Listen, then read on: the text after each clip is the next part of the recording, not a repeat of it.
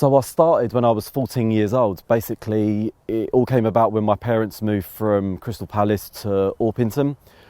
And I was always been a massive football fanatic, massive Arsenal fan. And my dad changed jobs. And my dad's boss at work, he basically managed London Girls Football Club, under 14s, which is this venue here, or previously was. So one day my dad came home to me and said, "Do you want to referee?" And I was like, huh? Like, obviously at that time, I wasn't playing for a team or anything because we'd moved areas. So I wasn't really doing too much in football. And the thought of refereeing at the time, I never really thought anything about it. So I came over to here, Southwood Park in Eltham, which at the time was the home of London Girls Football Club, massive football club. They used to run first 11 girls, reserves, under 18, 17, 16, 15, 14, 13s, all the way down to like the mini soccer girls. So I came here one Sunday afternoon with my dad and refereed this girls under 14s game. I remember wearing a black Adidas t-shirt and shorts and boots. And the chairman of the football club, Paul, after the game, used to go into the clubhouse there, which used to be, I mean, now unfortunately it looks a bit run down, but it was a thriving community back then. They had a licensed bar, hot foods, everything like that. So I went in after the game to get paid, which at the time I think was £20, which back then was, what was it, 20 odd years ago, which was a decent amount of money back then. And he said to me, "Are you qualified or anything?" I said, no, I'm not qualified. And he said, "I thought you did okay." I said, "Oh, thanks." He said, "If I put you through the course," which at the time the costing was about £50, he said, "Would you be interested in going on that and maybe just 6 months giving me some spare Sundays to referee?" So we're going to just have a little walk, because my first ever game literally was through this little forest, through the little gap. This is where the junior girls pitches used to be. And my first ever game was under 14s, London Girls against the team called Kent Magpie Girls. I had a little research of that the other day actually. It finished 2-1 to London. And back then girls used to play 25 minutes each way. So it was only a 50-minute game.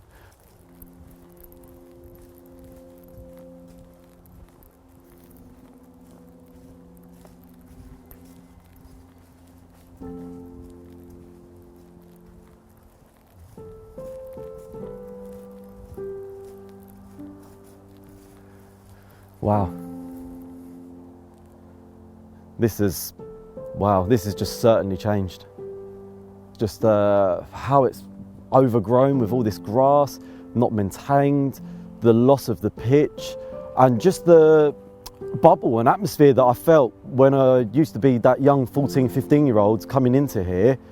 I opened up, like it would just be one pitch, but the way that they had it cut, the grass, the pitch done, it felt like you was in a mini little stadium with the parents down one side, the management team down the other side, and you felt like, again, it was like a bubble. You was involved in something that, I don't know, as a 14-year-old, it would probably be quite exclusive because you're in your own little enclosure, and it took my breath away. To be fair, it's just different.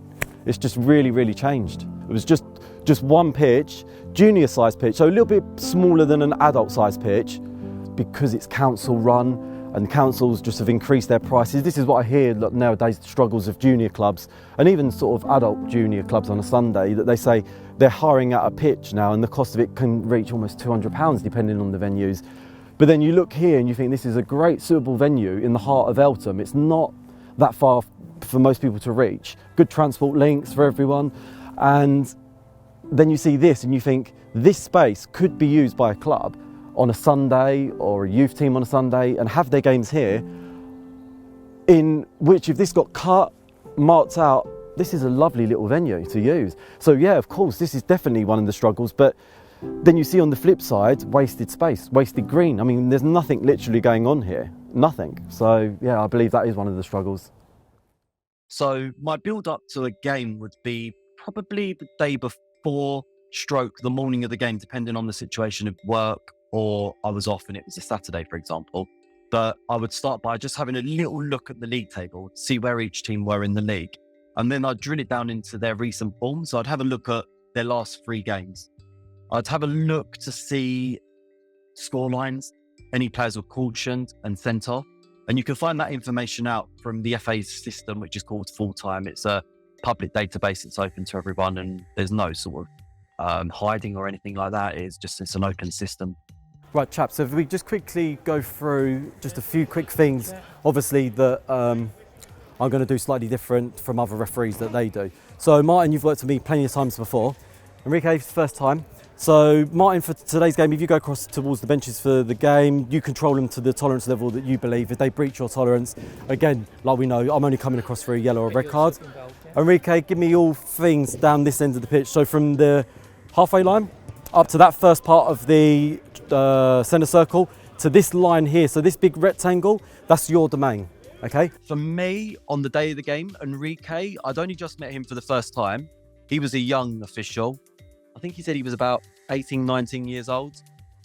So it's the first time I'd ever met him, but you can usually tell within the first 10, 15 minutes of the game of how someone's going to be. And obviously he came across quite professional, keen, and I like all that sort of thing because it gives me trust that that person's going to perform well. Sorry, chaps, can you change the number 17? The number 17 was in there, but Yep. it's now 17. Don't know why. So, Yeah, the shirt's just disappeared. so no number 7, it's number 17. Well, unless it turns up from somewhere, but it was in there. Yeah, no worries. I don't know where it's gone. That's perfect. Nice. You leave holders anyway. So no, number 7 on the team sheet is effectively 17. Yeah, I genuinely don't know where it is. So that tackle that went in, I had such a clear view of it. It obviously took place on the halfway line, right near the centre circle. And all I remember is watching two players running towards each other at force. Speed is one of the criteria used to judge a sending off offence. You look at the speed, the distance the player's travelled from, and how he's made the tackle, i.e. has he gone in sliding into the tackle? Has he come off the ground? Has he gone in 1 foot? Has he gone in 2 foot? And then you look at the position of where the actual contact has landed.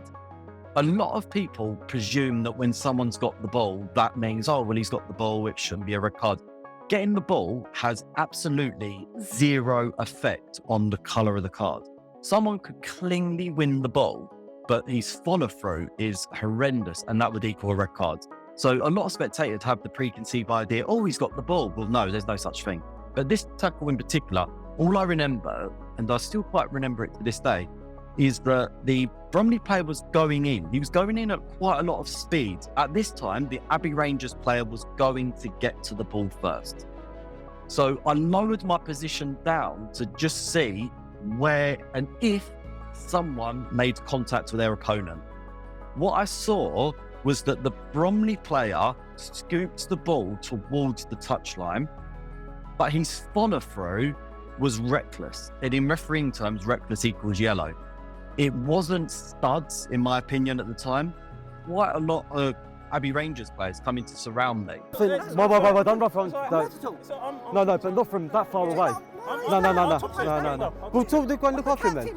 No, mug me off. Go and speak to him then. Do you want to concern about him? No, don't need to.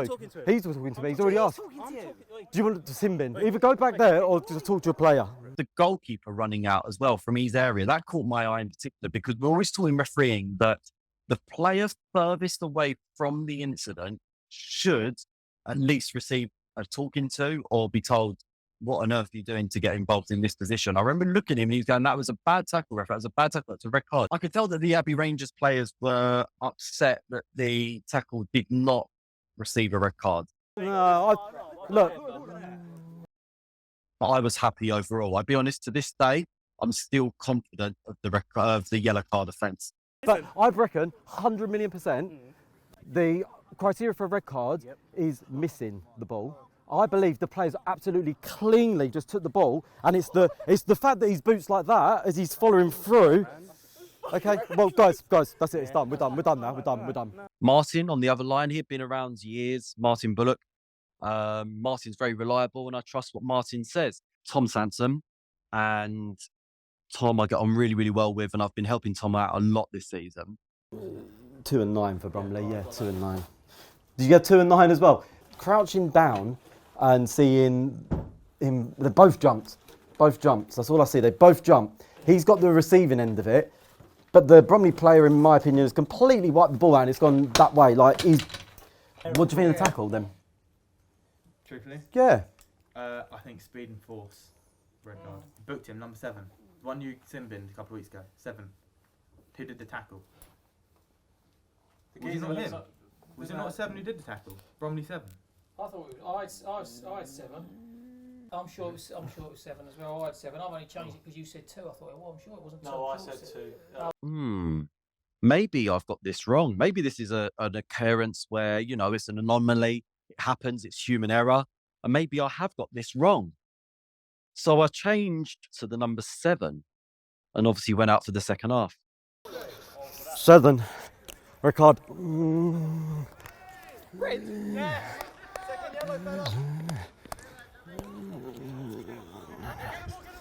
Good put early on. You did. 7:29. Yeah. 7:29. You got 7:29. Yeah. Off. In my head, I like to think of myself as a bit of a perfectionist. Now, obviously, we're not all perfectionists in life, but especially when it comes to refereeing, I don't want to be made a fool of, i.e. by making a key match incident that is very preventable. I knew at half time, Adam, by the way, that number 7 wasn't the player that I booked for that tackle. I knew it, 100%. 100%. So it dawned on me, like, halfway through the second half. But then there was that niggling doubt that it was number 7. But there was something that clicked in my head. And I think there might be a potential audio of me saying this. I wanted to let somebody know that I believed I had made an error. I think it was number 3 that I booked for the tackle. By the way, number 3. Number 3, White.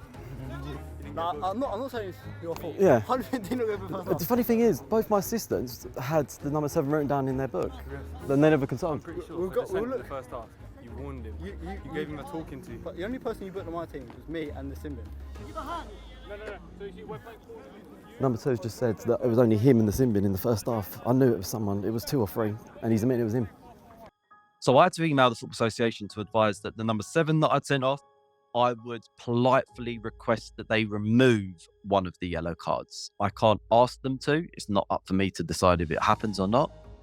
But I obviously asked them to do that. I then liaised with the Suburban League referee secretary to make him aware, because I knew that Bromley would obviously get onto him to advise him of the human error that had obviously taken place that night. Be honest, as I said, for this, how you make your complaints. We're not saying we're perfect and we're No, right. no, We're making mistakes, probably like some of the players do. We're not perfect at it, but it's how you're complaining to us, fellas. If you're having a chat with us, we'll have a chat to you and tell you why we made those decisions. That's why I came over. Fine. So I met Tom in March of 2022 this year. It was at the Cell Kemp finals, cup finals. And obviously on that day, it's held at Long Lane Football Club. And there's a lot of referees involved. So I met Tom at the cup final. He was refereeing the under-12s cup final. And unfortunately, he had an incident in the cup final which led to the game being abandoned. So at the time, Tom came back towards the referee's tent. And I was the only one in there at the time. So he sort of said, "Oh, hi, nice to meet you. I'm Tom. Unfortunately, I've just had a really bad incident that's just happened in my game up there." He explained what happened. And I said, "Oh, how long have you been refereeing for?" He said, "Oh, I've only been refereeing like 6 months or so." So I was like, "Oh, wow, so you're really new." And I told him it was obviously brave that what he did. And then I said to him, "If you'd like me to help you write your reports to the FA, then take my mobile number and my email address and either give me a call or drop me an email, and maybe I can help you out Monday, Tuesday." Because I think this was on a Sunday. And I said, "Give me a call sort of tomorrow once the game's sort of 24 hours on and, you're not still in the heat of the emotion of what happened." I work about 90% of my games with Dan. We're in a team of 2 and have an extra person alongside of us. So I guess we work a lot together. We know how each other's styles are. I know how Dan operates especially, and the style of play he uses. So I don't need to adapt my style of lining to how the referee's reffing. So basically, we're just on our way now to Erith Town against Stansfield in the Southern Counties East Under 23 division. So it's quite a big game this evening, but unfortunately one of the assistants has gone down sick. So he's withdrawn, but quite late in the day. So what it's meant is that we are trying to help the league and the referee secretary out, first of all, by trying to liaise with good people that we know that are local to the ground. We have informed the referee secretary now of the situation, and he's just sent out a big email to the referees on the panel. Hopefully we should get someone, but 6 o'clock, we've only got an hour and a half till kick-off, so fingers crossed for that. So then, pre-season obviously had just hit, because obviously we started the season a lot earlier due to the World Cup, and it was exactly the same for my semi-professional level. And I look after Fisher Athletic, they're known as Fisher Football Club now. They play in the Southern Counties Premier Division, and they asked me to always supply 3 officials for their friendly game. He introduced me to the semi-pro level of football, and I did my first semi-pro game with him back in August, Fisher v Bricklingsea Regent. And since then, because we work so well together, we have been put on the same team by officials, RDOs, referee development officers, and Kent County basically. Because naturally you're thinking of your own game, everyone has their own life, everyone has their own families and their own stuff going on, that you then think, have I got the time to commit to go and watch someone and listen to their problems? And Tom was always very keen. So it was good to have Tom around. See, the second week of December, he's probably worked with me 12 or 13 times this season. And he's worked with a few other refs once or twice. It's not so much teaching, it's more the fact that because I work so often with him and because he's always in the middle and I'm on the line, I've adapted my style because I watch him. So I kind of adapted my style of refereeing to his style because I'm so used to how that style is. So I am a lot more card happy now, basically. But he's good to have around because he's very efficient. Tom is very, very organised. So he's good to have around the changing room in regards to time, because obviously I do like a good chat to people. So 3 things you need to blow your whistle for: fouls, kickoffs, and a subjective corner of goal kick. Right. He's got that on camera, so that's great. We're going to check that, Tom. I know that you're going to be 100% wrong. 100% wrong. Tom's always very much like, Daniel, we need to get out, do a warm-up. Daniel, we need to get ready to get the teams out of the tunnel area. So Tom's very efficient like that. So Tom's very good to have around. And I don't mind lending a hand to Tom with experience and advice and guidance, just simply because I believe in him and I believe he can go quite far in refereeing. He can probably go further than what I ever achieved if he really listens and wants to apply himself. And it's not saying listens to me, but takes on good advice from other people, as well as myself, and really pushes for it. But again, that's up for Tom to decide. I'll never push Tom in that way because I believe everyone has a right to decide their own destiny. I think in refereeing there is definitely a shelf life. And I respect the guys who are in their 50s, 60s, who are still going out and refereeing at parks levels and refereeing at intermediate sort of level. But for me, I'm hungry for progression. My ultimate aim would become something involved at the FA, working in the refereeing side of things. But the first step would probably be to get involved with London or Kent and maybe become the RDO, which is the Referees Development Officer, which is basically the head of refereeing for the county. And by that way, then you help train, promote, get on board all referees to push them through the levels. Because I think mentoring and things like that, I have a natural ability for, simply because refereeing has helped me talk to people in a way. So similar to when I referee games, a lot of referees get criticised because they don't want to speak to people. Me, I openly speak to people about what I do. I don't have any arrogance or attitudes when I come off of the pitch. So I think that as a mentor and things like that, I could progress. This level, I'll carry on maybe for another 3-4 years, only because I feel like I'm at the height of my game now. So I feel like the appointments that I get week in, week out are the best games on paper. So why throw that away? But mentally, there is a challenge that comes with the way that I referee. Can I sustain that? The answer is probably no, but for the next 4 or 5 years, I probably will carry on.